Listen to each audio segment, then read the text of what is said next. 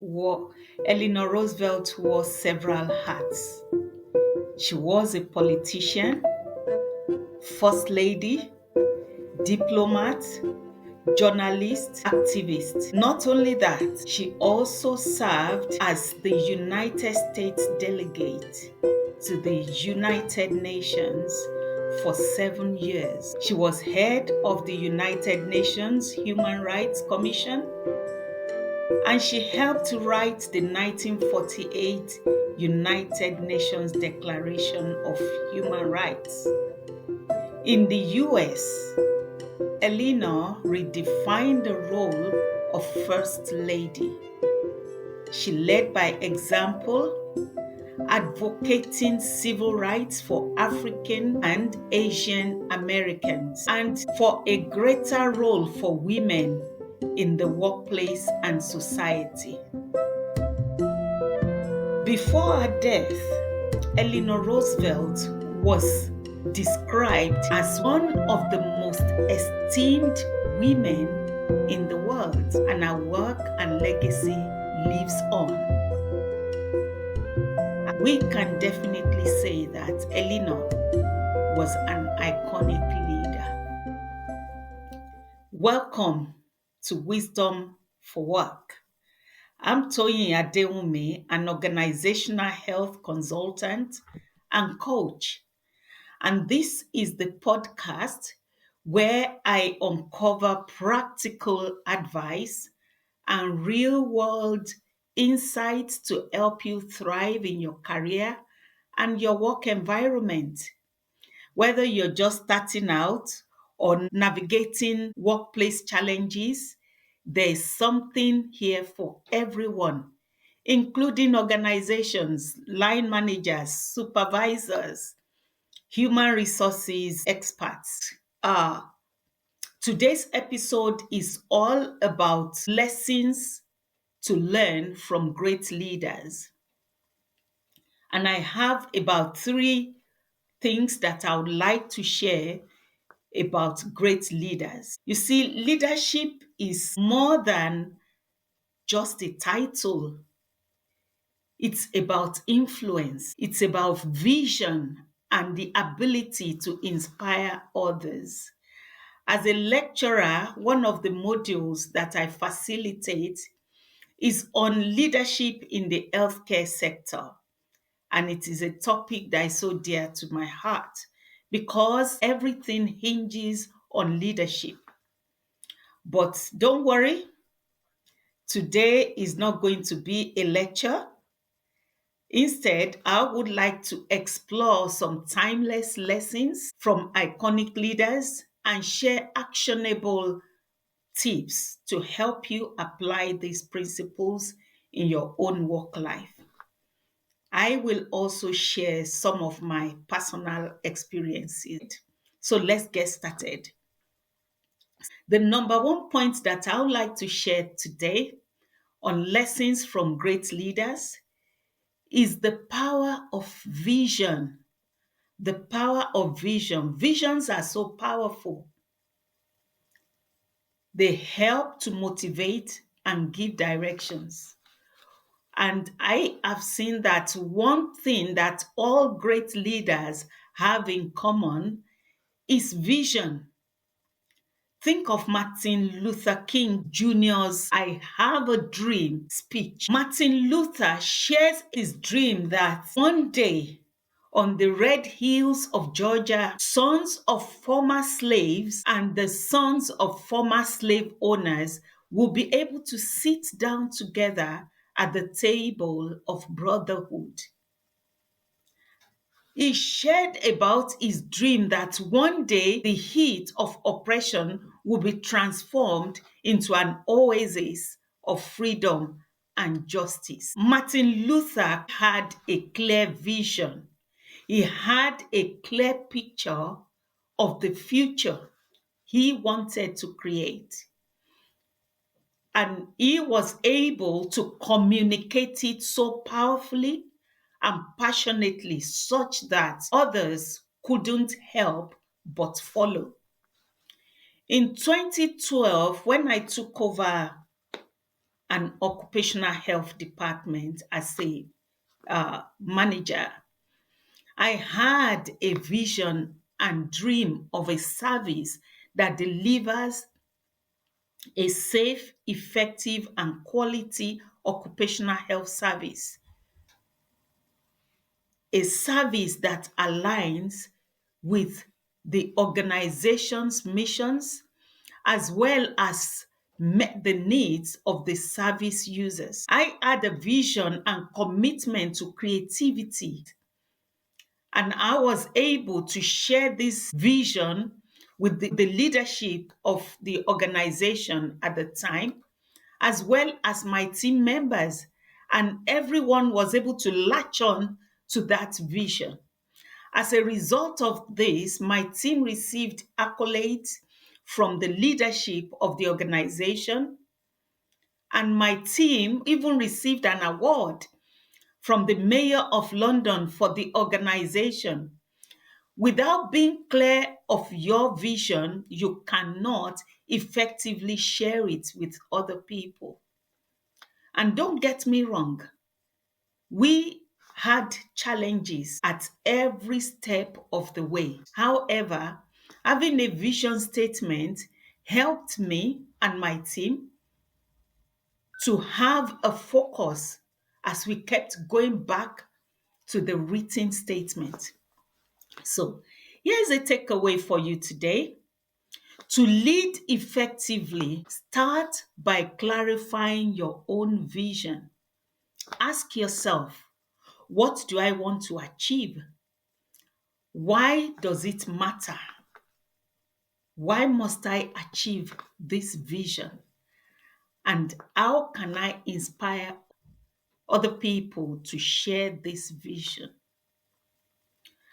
I would also like to give you an action step. I would suggest that you write down a vision statement of your current role or your team or a project that you're about to embark on. Or you can even go on and write a vision statement for yourself. Yes, a vision statement for yourself. I have a vision statement for myself, and it helps with directing me in the choices that I make. When you write this vision statement, I want you to keep it simple, but make it compelling. Something that would motivate you and those around you. For example, you might write something like this. If you're a leader in your field, you might want to write something like this: to inspire and empower my team to reach their highest potential by fostering a culture of trust, collaboration, and continuous learning while delivering impactful results that aligns with my organization's mission. You might also find these two scriptures from the Bible helpful, which is relating to visions. The first one is found in Habakkuk chapter 2, verse 2. It says, write the vision and make it plain on tablets. That is, make it plain on paper or on your iPad, any tablet, your phone, your computer. Make it plain that he may run who reads it. So whoever finds that vision will find it so motivating that they will run with that vision. Another scripture, the second scripture that I would like to share with you, is found in Proverbs 29, verse 18. It says, where there is no vision, the people perish. Another version of the Bible says, where there is no vision, the people cast restraints. That is to say, people run in various directions where there is no vision. So it's like running helter skelter, not knowing not knowing where to go or where to direct themselves, basically. So that is confusion. Now, moving on to the second point that I would like to share about lessons from great leaders today is that they lead with empathy. Great leaders lead with empathy. Leaders like Jacinda Ardern, former Prime Minister of New Zealand, she showed us how compassion can create trust and connection. During the pandemic, our ability to listen and respond with understanding made a significant impact. The coronavirus pandemic may have been the greatest political test faced by the world's leaders. However, Jacinda rose up to that challenge and she resonated with people. In March 2020, she hosted a Facebook Live ahead of New Zealand's lockdown. Apologizing for her casual dress, she began to explain she had just put her child to bed and wanted to check in with everyone. This demonstrated that she is also human, and it enabled her to connect with the people at a deeper level. Her message was very clear and consistent, and people listened. And several success on managing the pandemic was recorded in New Zealand. Also, Mother Teresa showed us empathy through leadership. Her leadership style was grounded in her ability to empathize deeply with other people. She focused on meeting the physical, emotional, and spiritual needs of those she served. I mean, in my experience as a workplace well-being specialist, where mutual trust between leaders and their team members is lacking, the progress of teamwork is hindered. I have come to realize that empathy is the bedrock of trust, where bosses are much akin to flexing their power muscles, the opportunity to deeply connect with their employees or their followers can be lost. For example, at times when I'm assessing an employee based on a referral from their line manager, their team leaders, their supervisor, some of the staff would tell me that their managers have not referred them because they cared about them or because they cared about their health issues, but because they just wanted to tick the box. They saw the referral as a tick box exercise, which was just a shame, really. So it's important as leaders to be able to show empathy and connect with our followers and other people around us at a much deeper level. So, what lesson can we learn from great leaders in relation to empathy? They can impact people's lives at a deeper level because they connect through empathy. They put themselves in other people's shoes. What is the takeaway from this second lesson from great leaders? The takeaway is that empathy isn't just about being nice, it's about understanding the needs, emotions, and the perspectives of those that you lead, your followers. Try to get into their shoes and sense what they are actually experiencing, their perspectives, feel their perspectives. their pain or even challenges about a matter. This can create a culture of trust and collaboration. So, an action step for you on this second point is that as a leader or an aspiring leader, to mitigate the challenges that we have talked about, the lack of trust, lack of connection at a deeper level, the lack of empathy, I encourage you to practice active listening in your next conversation, maybe with your team or someone with whom you're working directly. Focus entirely on the person speaking. Refrain from doing other things such as using your computer, writing, or pressing your phone and things like that. After they have finished speaking, reflect back to them what you have just heard and ask them thoughtful questions based on what they have told you. This small step can strengthen relationships and build trust between yourself and your followers. Now, moving on to the third and the last point on this episode, and that is great leaders embrace failure. Great leaders don't fear failure.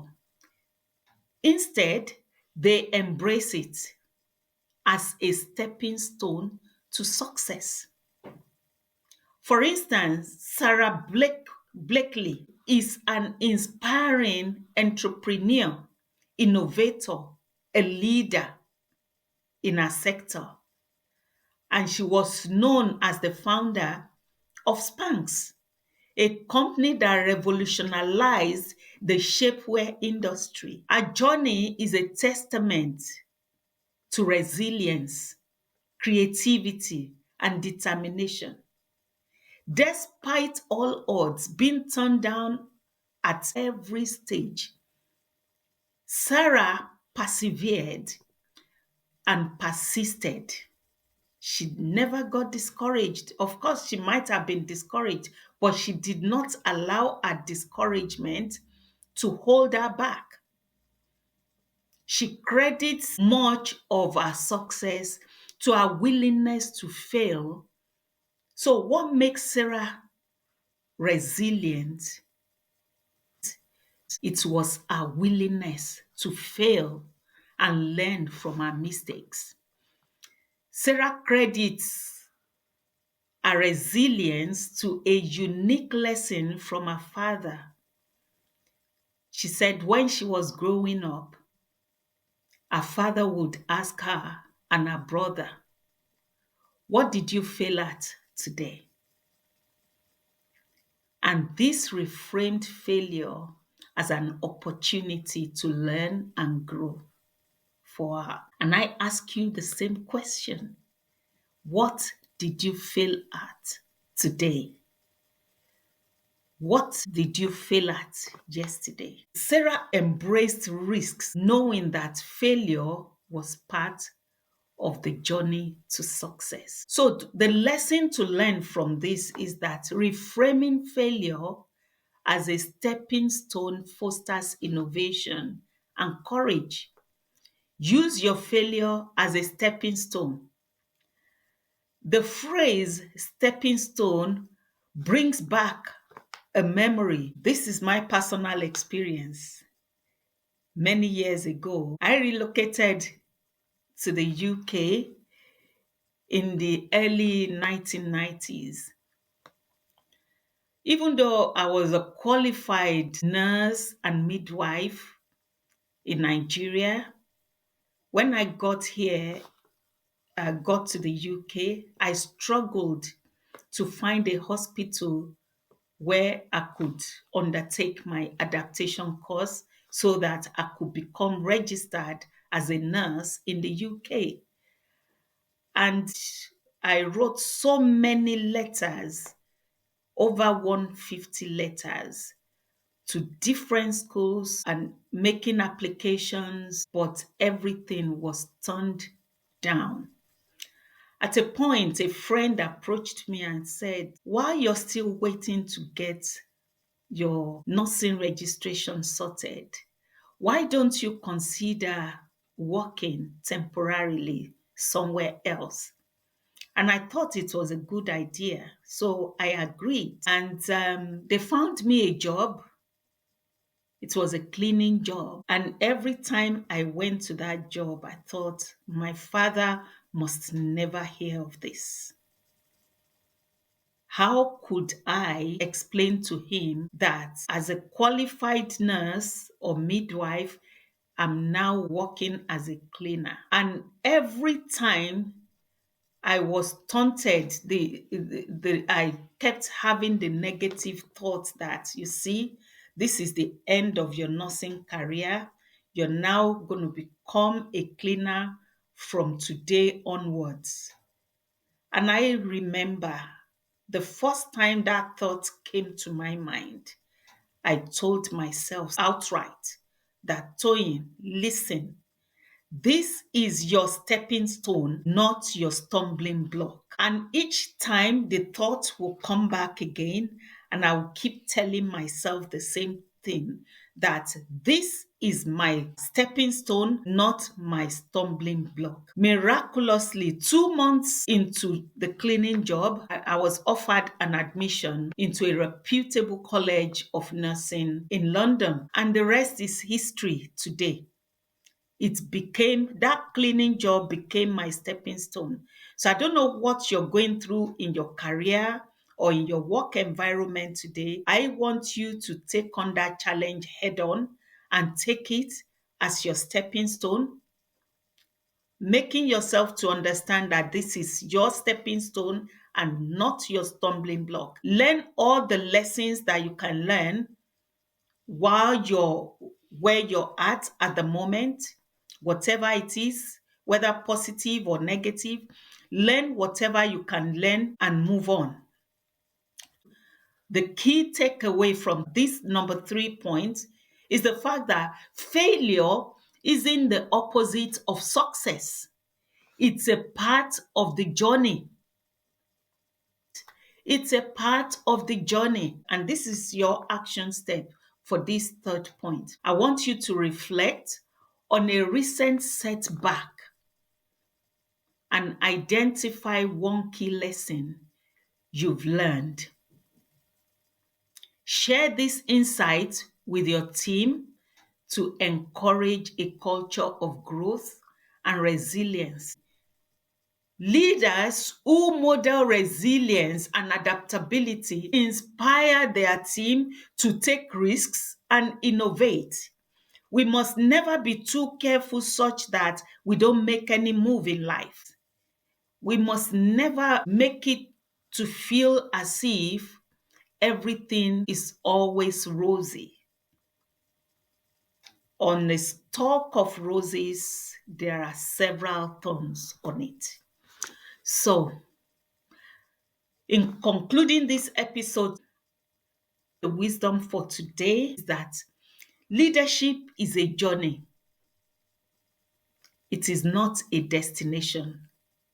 Even while you're a leader, once you've become that leader, don't ever think you have arrived, because there's still much more to be accomplished. So by developing a clear vision, leading with empathy, and embracing failure, you can grow into a leader who inspires and uplifts others. You can do it. For instance, Mother Teresa's leadership reminds us that greatness doesn't always come from commanding authority or achieving material success. Instead, it can stem from selfless service, unwavering commitment, and the ability to inspire others to act with kindness and purpose. We need to begin to rewrite the narrative about leadership Remember, leadership isn't just about leading others, it starts with leading yourself. You are a leader and you need to be able to lead yourself. Until next time, keep striving for excellence in your work life. Thank you for joining me on this episode of Wisdom for Work. If you have found this episode valuable, I'd love for you to subscribe. I'd love a review, a comment, and share this episode with someone who's passionate about leadership. You take care of you.